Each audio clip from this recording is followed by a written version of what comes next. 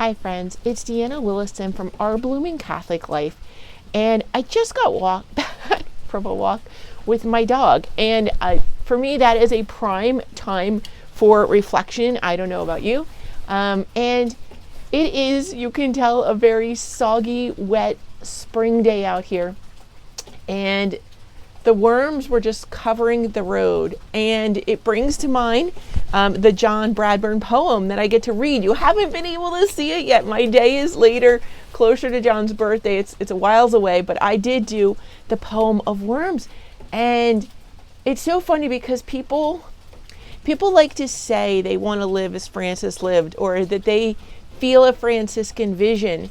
But when you say you want to live as Francis lived, and I'm getting near my secular Franciscan profession, so this is something, that I do think about all the time. And it's more through John Bradburn that I understood St. Francis in a different way. So yes, St. Francis was known to pick up the worms off the little road and try and rescue them during rainstorms. And I've always done that. Probably a lot of you have done that. But take the deeper reflection, because he didn't just see worms, and he wasn't just saving worms, but worms are out there. They live in the dirt. They're like us. They're out there. They live in the dirty world, right? And they get this chance to be made clean in the rain, and suddenly they can't breathe in that dirty world anymore, and they have to come up, and they have to come up to the light.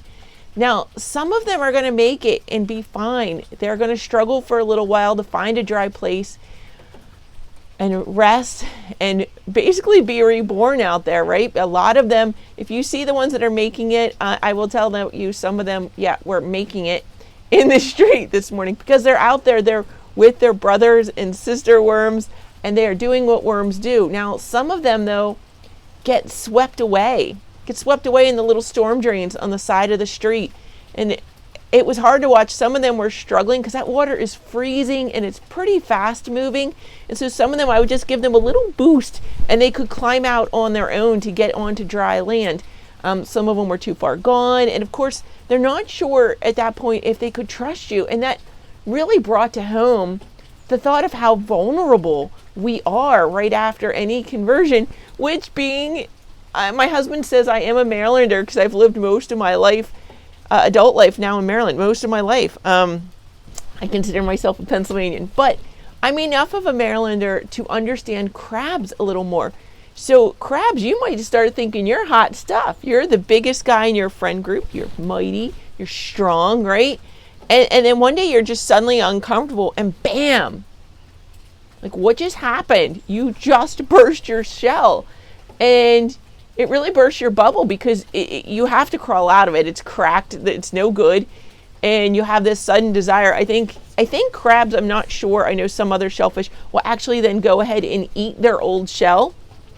That old self is gone, friends. The crabs take it quite literally. They eat that old self. It is gone.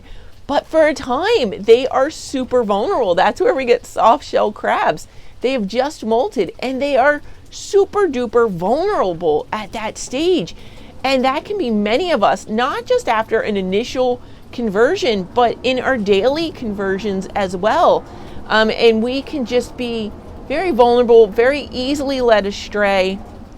And we really have to take care of each other. And that is one of the beauties of the Secular Franciscan Order, is while we are called to daily conversion, we have brothers and sisters on that journey with us.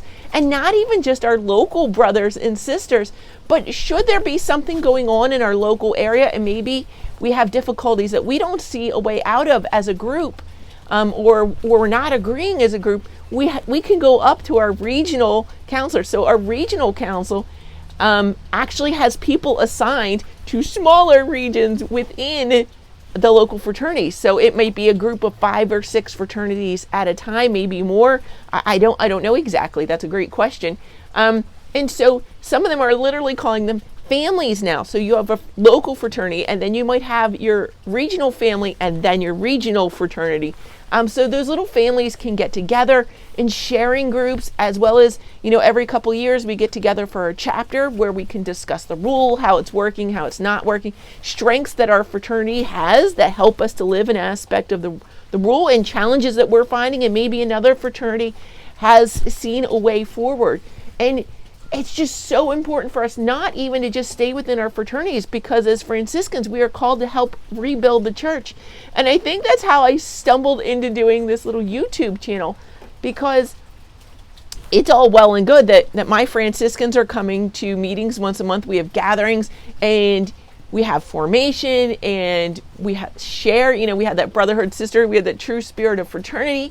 And we are empowered to go back to do our own personal ministries or ministries within our church, however our service looks. And that's wonderful.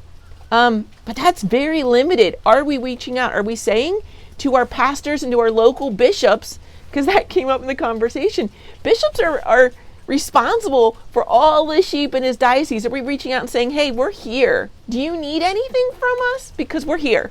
Let us know.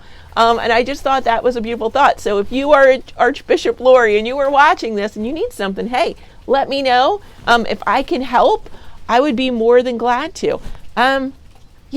So it's kind of funny, but friends, when we say things like, I want to live as Francis lived, or I'm a follower of St. Francis, or even if you are a lover of John Bradburn and love his example, that example hurts. You can't just live it.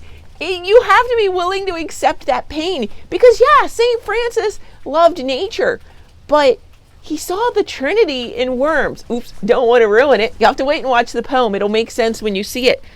But it's such a vulnerability when you live as John Bradburn lived, when you live as St. Francis lived. Think about how Christ had that kenosis, that complete self-giving.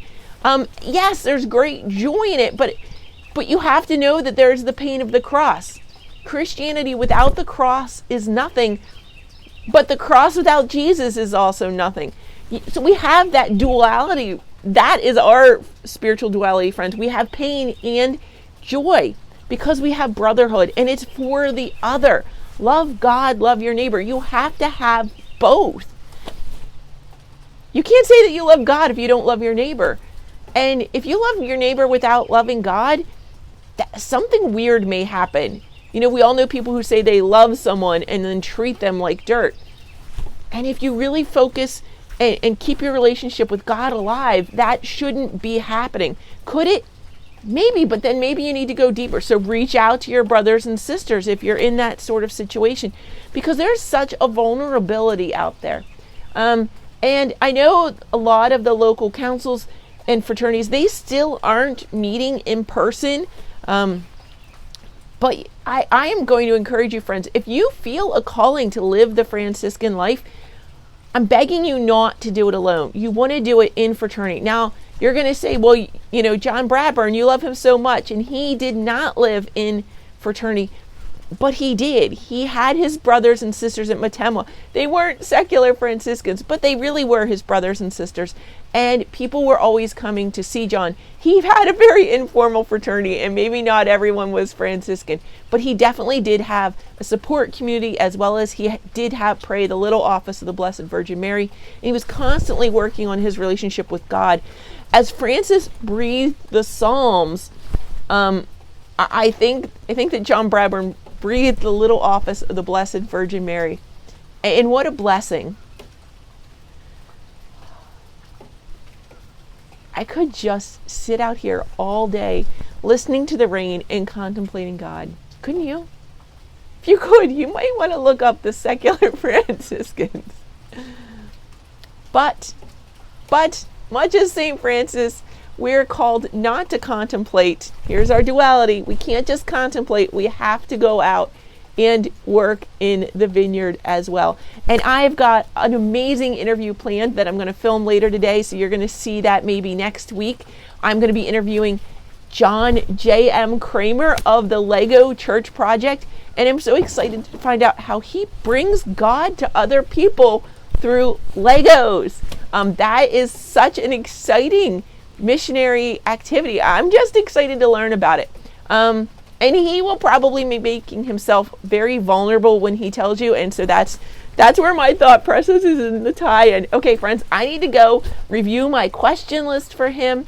And I just want to bless you on this day. Remember to take some time out to contemplate, but don't forget to work on your relationship with God, with whether it be reading the Psalms, the scriptures, the liturgy of the hours, the main one, or the little office of the Blessed Virgin Mary, and spend time with your brothers and sisters and reach out to your local clergy. How do you need me? Where am I needed in the vineyard? Don't forget to ask. God bless you, friends.